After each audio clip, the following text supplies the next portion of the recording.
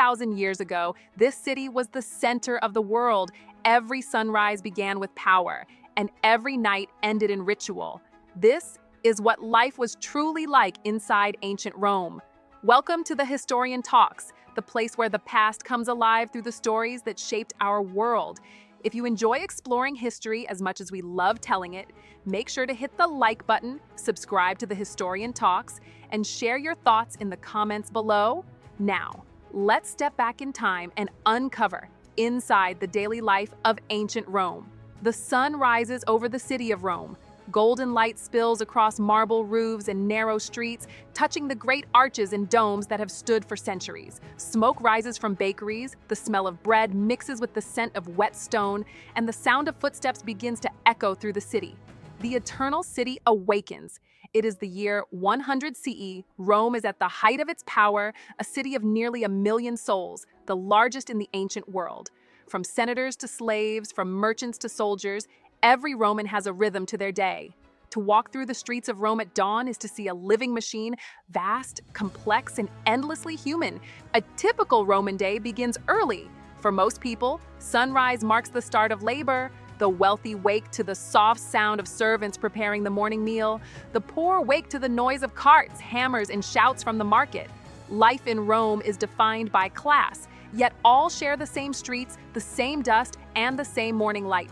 Inside a wealthy Roman domus, a townhouse, the master, or paterfamilias, begins his day with ritual. He visits the small household shrine, the lararium, to offer incense and prayers to the family spirits. These daily acts remind every Roman that fortune and the gods must always be honored first.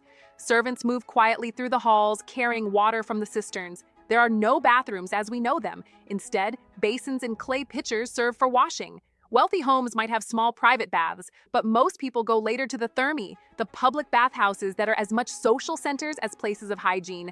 Meanwhile, on the streets, Rome's working classes are already moving.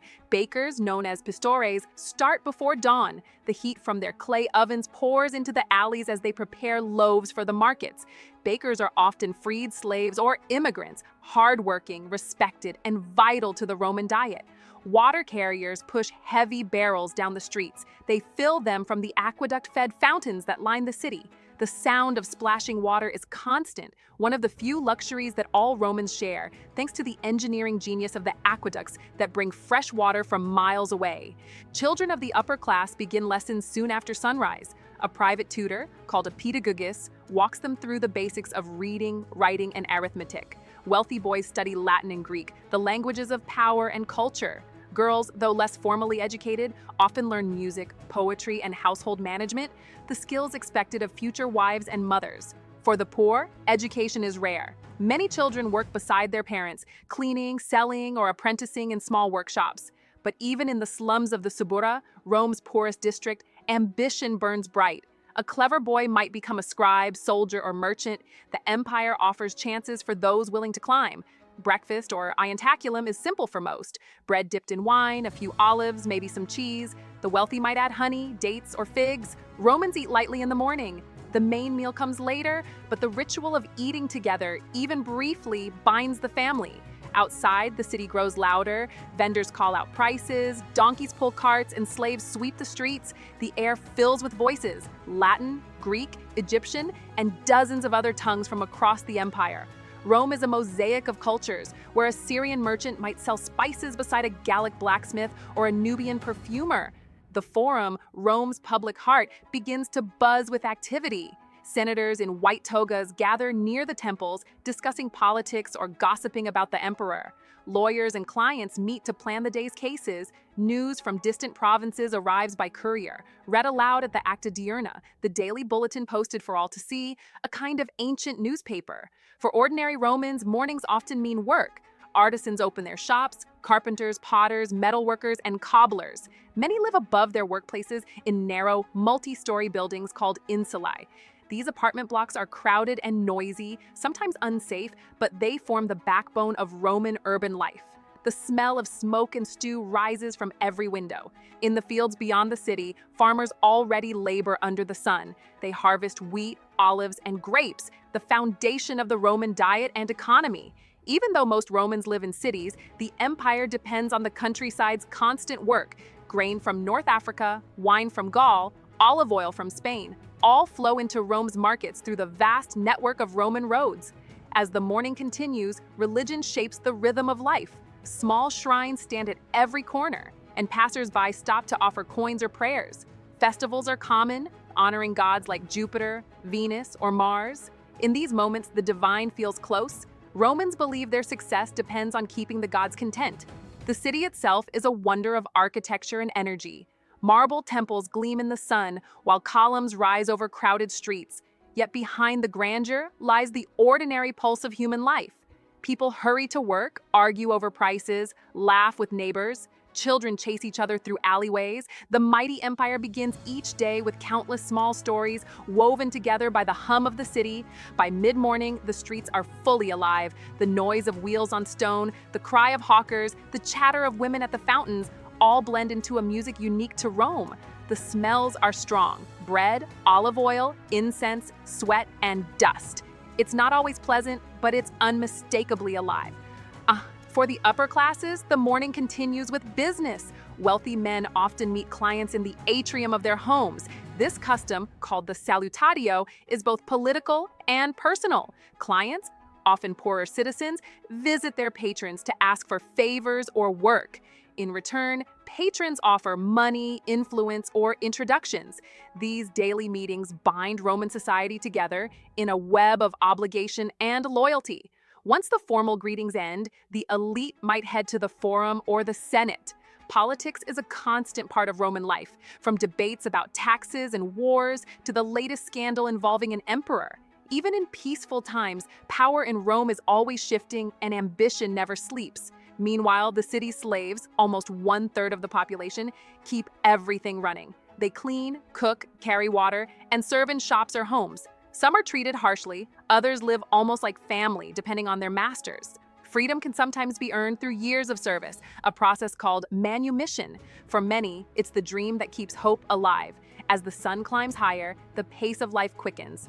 Couriers deliver letters sealed with wax. Craftsmen hammer bronze and iron. Farmers' carts roll into the city with produce.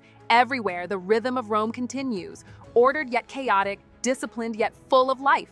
For a visitor, the first hours in Rome might feel overwhelming, the sights, sounds, and sheer size of it all, but for the Romans, it's simply another morning in the greatest city on earth, a city of power, pride, and endless motion. By late morning, the city begins to heat up. Dust hangs in the air and people start looking forward to the cool relief of the thermae, the public baths that await them later in the day. But before that comes work, politics, and business, the engine that keeps Rome alive. Every sunrise in ancient Rome begins the same way, with 1,000 doors opening, 1,000 fires lit, and 1,000,000 people ready to live their lives beneath the empire's vast sky. The morning in Rome has passed, and now the city hums with purpose. Every street, every courtyard, every workshop echoes with the labor that keeps the empire alive. To understand the heart of Rome, we must look beyond its marble temples and grand senators to the people whose hands built the empire and the system that decided their worth. In ancient Rome, work was not just a way to survive. It was a reflection of identity, class, and duty. Every citizen, slave, and freedman had a role to play in this vast machine of civilization. And though the empire promised opportunity, it also demanded hard labor from millions whose names history would never remember. At the top of Roman society stood the patricians, the old noble families whose wealth came from land, inheritance, and influence. They rarely worked with their hands. Their work was politics, managing estates, serving in the Senate, or financing public games to win the favor of the people. A patrician's morning might include letters from estate managers, meetings with clients, and visits to the law courts. To be seen was as important as to act. Reputation meant everything. Below them were the equites, or knights, wealthy businessmen and merchants who formed the backbone of Rome's commercial class. They invested in trade, shipping, and banking. Some supplied the army, others managed tax collection. The equestrian class valued efficiency and enterprise, and many of its members rose to great power by mastering the art of profit in a world where trade reached from Britain to Egypt. But the majority of Romans were plebeians, common citizens who lived by the strength of their labor. They worked as craftsmen, builders, farmers, and traders. A skilled artisan could earn a decent living, while an unskilled laborer might struggle to feed his family. Despite hardship, plebeians were proud of their citizenship. They could vote, serve in the army, and had rights denied to slaves and foreigners. Then came the freedmen, former slaves who had bought or earned their freedom. Many became shopkeepers, artisans, or agents managing their ex-masters' businesses. Some grew wealthy, but even in freedom, their status remained lower than those born as citizens. Yet freedmen brought energy and ambition to Rome. They worked hard, saved money, and built the middle layer that made the city's economy function. At the base of the social pyramid were the slaves, men, women, and children who made up as much as a third of Rome's population. They came from conquered lands, Greece, Egypt, Gaul, Africa, the East.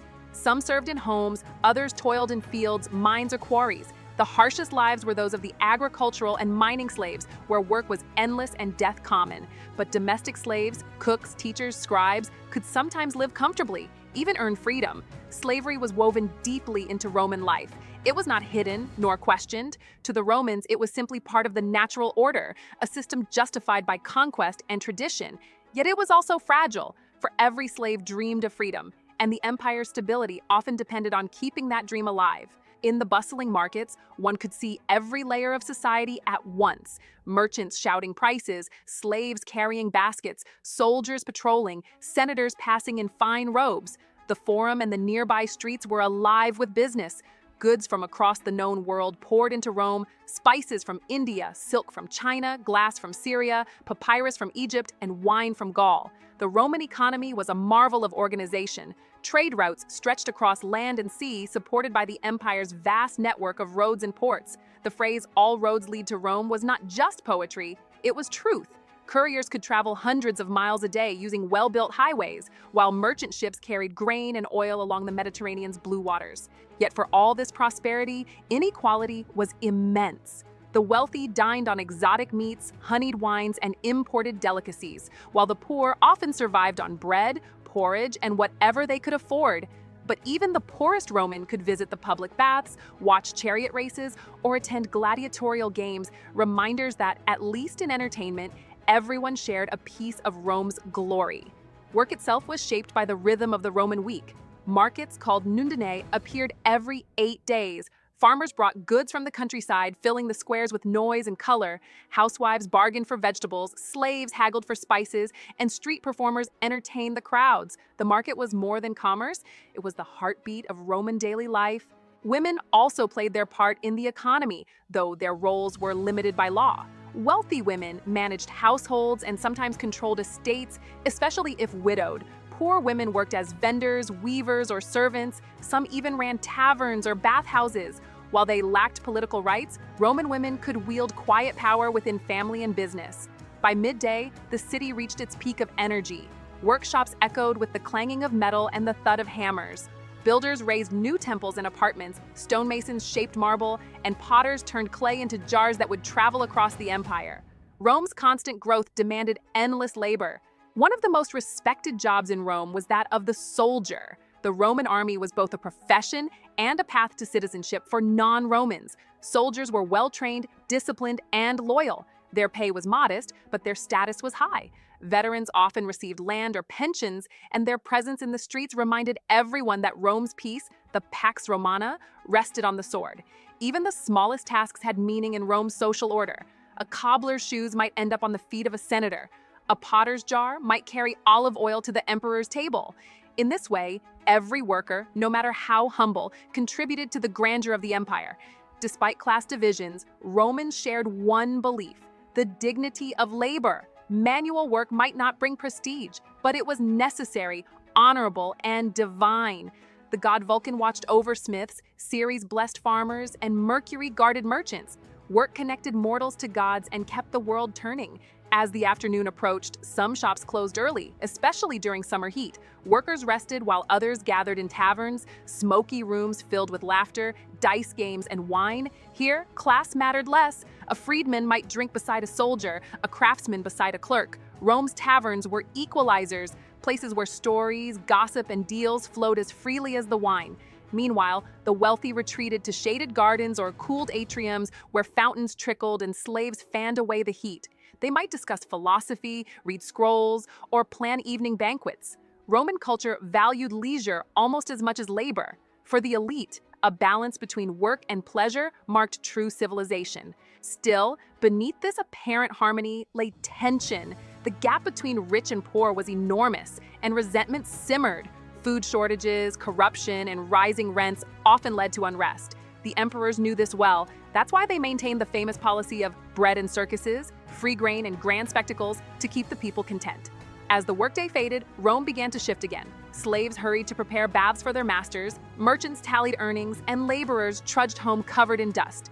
The sun dipped lower, turning the city's stones a deep orange.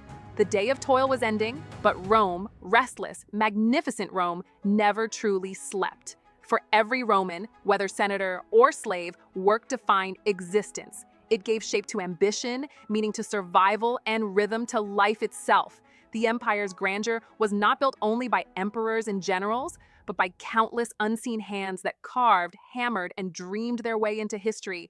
And as the day moved toward evening, the city prepared for another of Rome's most cherished rituals: the social life of the baths, the feasts, and the endless conversation that filled its nights. As the sun begins to soften and the city exhales the dust of the afternoon, Rome transforms. The labor of the day gives way to the luxury of the evening. The Romans, masters of discipline and order, were also masters of pleasure.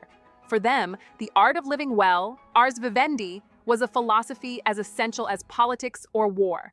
Nowhere is this seen more clearly than in the public baths, the thermae, the social heart of Roman life. The great bathhouses of Rome are architectural marvels, vast complexes of marble, mosaics, and steam. The most famous, the Baths of Caracalla and the Baths of Diocletian, could hold thousands of people at once. But even smaller neighborhood baths were impressive, offering every class a taste of Roman luxury. A visit to the baths was not just about cleanliness. It was a ritual, a performance of culture and community.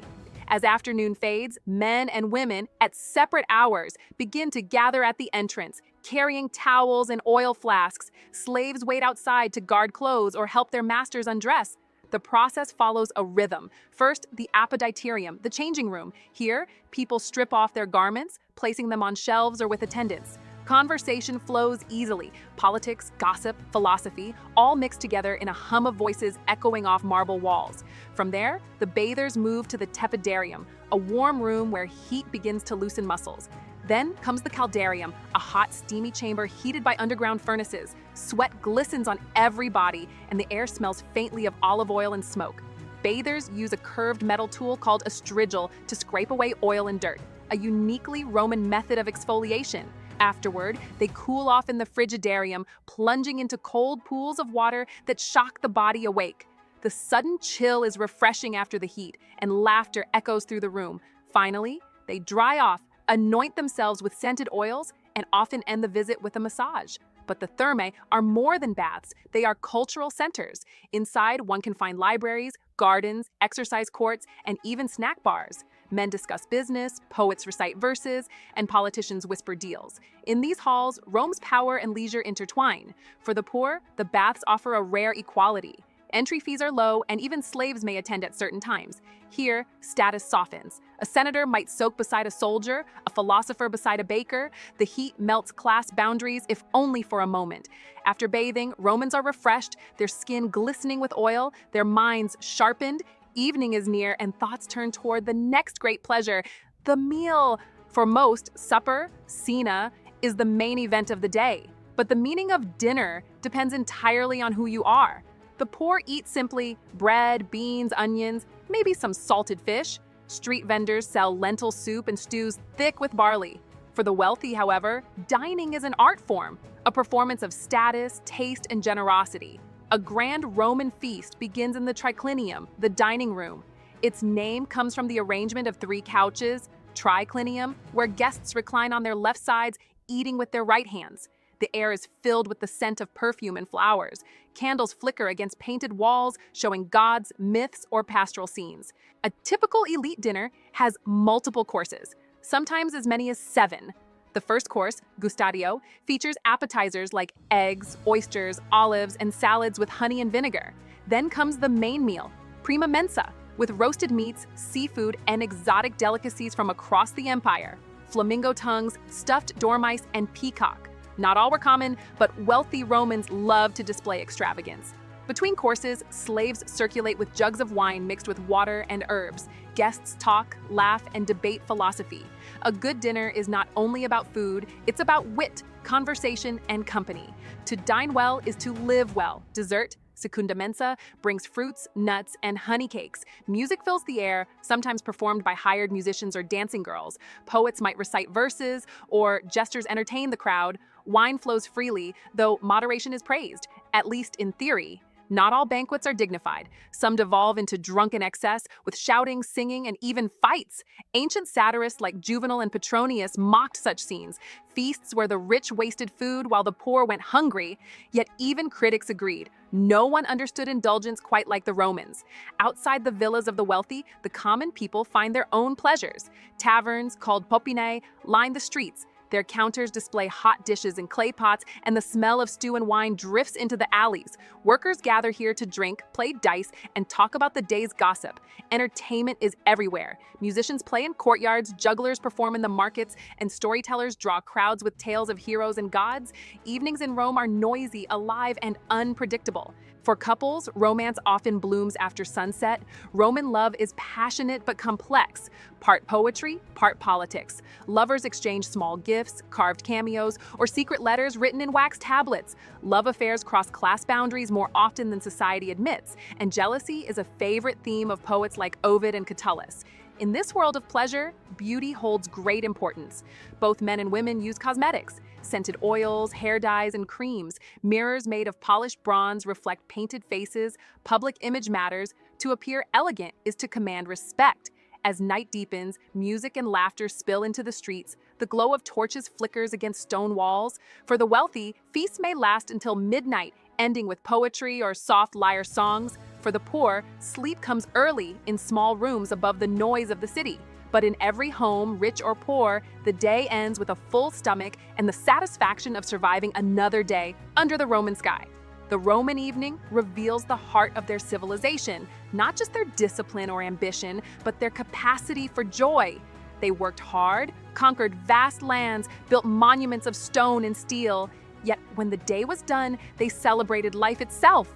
The taste of wine, the warmth of water, the comfort of company. In this balance between effort and ease, the Romans found their strength. Pleasure was not a distraction from greatness, it was proof of it. To them, a life well lived was one that honored both duty and delight. As the torches dim and the last songs fade, Rome sleeps, but not entirely. Somewhere, a poet still writes, a baker begins to light his oven, and the eternal rhythm of the city continues.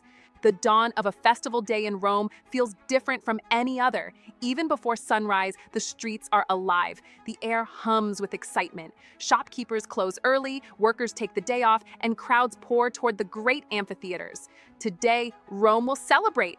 And when Rome celebrates, the whole empire watches. For the Romans, entertainment was never just amusement. It was identity, community, and above all, power. From chariot races to gladiator fights, every public spectacle reminded the people who ruled them and why. The largest arena in the world, the Colosseum, stands like a mountain of stone at the heart of Rome. Completed in 80 CE, it can hold over 50,000 spectators. The roar of that crowd, echoing beneath the open sky, is said to have shaken the earth itself. As the people pour in, men, women, and even children fill the stands. Seating reflects status. Senators sit closest to the arena floor, under awnings of colored cloth. Knights occupy the next tier. The common citizens fill the higher rows, and at the very top, beneath the open sun, sit the slaves and foreigners. The architecture itself mirrors the hierarchy of Roman life.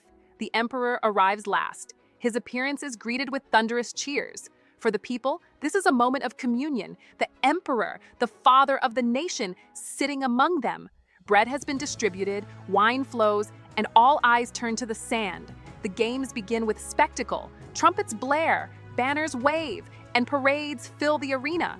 Exotic animals, lions, leopards, elephants, even crocodiles are led through the gates. Some are displayed as trophies from conquered lands, reminders of the empire's reach. Others are there for combat. The first act is often a venatio, a hunt. Armed men called bestiarii face wild beasts in deadly contests. The crowd gasps as lions leap, spears flash, and dust rises. It is brutal but mesmerizing, a dance of courage, danger, and domination. After the hunt, there may be executions. Criminals and prisoners of war are brought before the crowd. Some are thrown to beasts, others forced to reenact mythic deaths. It is cruelty turned into theater, and yet the Romans see it as justice, spectacle, and even moral lesson. Finally, the main event begins, the gladiatorial games. The gates creak open, and the gladiators step out. Men trained to fight, to bleed, and to die for the crowd's pleasure. Gladiators come from many places. Slaves, prisoners, volunteers seeking fame or debt relief. They train in special schools called ludi, where instructors drill them in combat styles. Each type has its own weapons and armor, the secutor with short sword and shield, the retiarius with net and trident, the myrmia with fish-shaped helmet. When the signal is given, the arena erupts into motion. Metal clashes, sand flies, and the crowd roars. The best fights are not chaos but choreography, calculated, disciplined displays of skill and endurance. A good gladiator doesn't simply kill, he performs. The fate of the defeated lies in the emperor's hand. If the crowd cries, "Mit, spare him," the loser might live to fight again. If they shout, "Jugula, kill him," the victor strikes the final blow. The raised thumb or turned hand of the emperor seals the decision. To modern eyes, the games seem barbaric, but to the Romans, they were symbols of virtue, courage, strength, and the power of fate. The arena was where men proved themselves before gods and nation alike. Death, to them, was not horror, but spectacle, a public reminder of life's fragility and Rome's might. Not all entertainment was soaked in blood. Across the city, the Circus Maximus hosted chariot races, Rome's oldest and most beloved sport. Larger than any modern stadium, it could hold more than 200,000 spectators. Here, 4 teams, the Reds, Blues, Greens, and Whites, compete for glory. The drivers, or aurigae, are heroes in their own right. They lean dangerously into turns, reins wrapped around their bodies, urging horses to breathtaking speed. The crash of wheels, the scream of horses, the thunder of the crowd, it's chaos and beauty combined. Chariot racing was the heartbeat of the Roman crowd. Factions formed around teams, and loyalties ran deep. Arguments over victories could erupt into riots. The excitement was intoxicating and politically useful. Emperors used these events to win the people's affection. As long as Rome's citizens had bread and circuses, they would not rise in rebellion. Beyond the arenas, Rome offered a rich world of performance and art. Theaters hosted comedies and tragedies, often adapted from Greek originals. Actors wore masks, musicians played flutes and lyres, and the audience responded loudly, cheering, booing, or even throwing fruit if displeased. It was a lively democracy of emotion. Public festivals, or ludi, filled the calendar. Each month brought new celebrations, honoring gods like Jupiter, Venus, and Mars, with games, sacrifices, and street parades. The city became a stage filled with color, noise, and joy. Religion, art, and pleasure merged into one. Even in small villages, local games reflected the same spirit. Gladiators fought in provincial arenas, and traveling troops brought entertainment to distant corners of the empire. The Roman way of spectacle reached everywhere, binding the vast empire through shared emotion and ritual. But behind the spectacle lay strategy. Emperors understood that entertainment was power. A well-fed, well-entertained crowd was a loyal crowd. The Colosseum and circus were not just monuments to culture, they were instruments of control. When citizens gathered to watch blood spill or horses race, they felt united, Roman, powerful, proud. Their anger, their hunger, their frustrations all dissolved in collective excitement. The emperor became not just ruler, but provider, the man who gave them joy. Historians like Juvenal later called it panem et circenses, bread and circuses, the formula for peace in a restless empire. Feed the body, dazzle the eyes, and the mind will not rebel. It worked for centuries, yet within that roaring crowd, there was something more than manipulation. There was awe. The Roman people genuinely believed their spectacles honored the gods, celebrated the empire's greatness, and reflected human destiny. The games were a mirror, showing both Rome's glory and its cruelty. As the sun sets over the Colosseum, the sand of the arena is stained red. The crowd departs, talking, laughing, satisfied. Musicians play as the emperor waves to his people. The cheers fade into the night, replaced by the distant clatter of carts and the whisper of wind through marble arches. For Rome, the spectacle never truly ends. Tomorrow, there will be another race, another feast, another display of might. the empire's pulse beats to the rhythm of performance, where life and death, power and pleasure are woven together under the gaze of the gods. As the sun sinks behind the seven hills, Rome changes its rhythm, the roar of the markets fades, the clang of metalworkers grows distant, and a softer pulse takes over. The city that was once a battlefield of trade, politics, and spectacle now turns inward, toward hearth, home, and the sacred. Evening in ancient Rome was more than rest. It was reflection. For the Romans, every part of the day belonged to some divine order, and night was no exception. The world slowed, but their devotion never did. At the center of nearly every home stood the Lararium, a small shrine dedicated to the household gods, the Lares and Penates. These weren't distant, untouchable deities. They were protectors of the home, spirits of ancestors, and guardians of family fortune. As candles flicker and oil lamps glow, the family gathers before this shrine. The father, or paterfamilias, leads the small ritual. He offers wine or incense, perhaps a few grains of salt or flour. Children stand quietly, watching, learning the motions they'll one day repeat. It's simple, but deeply meaningful. A reminder that even in an empire of conquest, family remains the true kingdom. For Romans, family was sacred order. The paterfamilias had authority over every member, his wife, children, and even slaves. But this authority came with duty to protect, guide, and provide. In a society that revered strength, the Roman home was a fortress of discipline and affection. Evening meals reflect that balance of structure and warmth. The cena, or main dinner, begins after sunset. The rich dine luxuriously, couches, silverware, multiple courses. Slaves serve dishes of fish, olives, honeyed fruit, and bread. Wine flows freely, mixed with water and sometimes herbs. Conversations wander from politics to poetry, from gossip to philosophy. For ordinary families, the meal is simpler, but no less joyful. Bread dipped in olive oil, lentil stew, maybe some cheese or dried figs. They sit together, share stories, and laugh softly under the faint light of a lamp. The youngest children grow drowsy in their mother's arms as the day's noise dissolves into peace. Outside, the city darkens. Torches burn along the main streets, casting orange light on marble columns and statues. Patrols pass by, checking for fires or mischief. The night in Rome can be dangerous. Thieves, drunks, and even gangs wander the shadows. But in well-guarded homes, the air feels calm, filled with the scent of burning oil and baked bread. Religion, in the Roman sense, was everywhere. In the streets, in the air, in their habits. To live as a Roman was to live under the gaze of countless gods. Jupiter guarded the sky. Vesta watched the hearth. Janus opened and closed every day and every doorway. Even the smallest act, lighting a lamp, closing a door, pouring wine, had its ritual meaning. Public temples remained open late. Worshippers could still be seen climbing the steps to the temple of Jupiter Optimus Maximus, their lamps flickering against the massive columns. They pray for victories, for harvests, for the health of their loved ones. Some leave offerings, a coin, a wreath, a whispered hope. But not all Romans worshipped in the same way. By the later centuries, new faiths began to appear, from the mystic cult of Isis from Egypt to the sun worship of Mithras, and even the quiet, secret gatherings of early Christians. In hidden rooms, they spoke of one God, one truth, and a life beyond the empire's rule. It was a dangerous idea, but one that would one day reshape the world. In the taverns, the hum of conversation continues. Merchants talk of trade routes and taxes. Soldiers brag of battles. A poet recites verses to a small audience, his words rising like music through the smoke-filled air. Rome by night is a different city, looser, more human.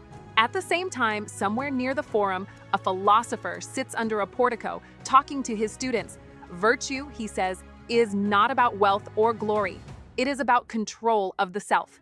His words echo faintly, lost amid the murmurs of the city. For every gladiator who dies for honor, there is a thinker who dies for truth. As the hours pass, silence grows. Slaves extinguish lamps one by one. The stars above Rome burn faintly through a haze of smoke and mist. Dogs bark in distant alleys. Somewhere, a baby cries, then quiets. Inside one humble home, a mother hums to her child, whispering a prayer to Juno for protection.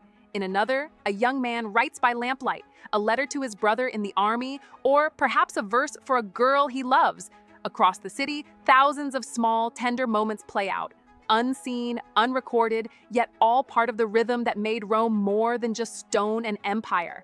And beyond those homes, the monuments gleam faintly under the moonlight.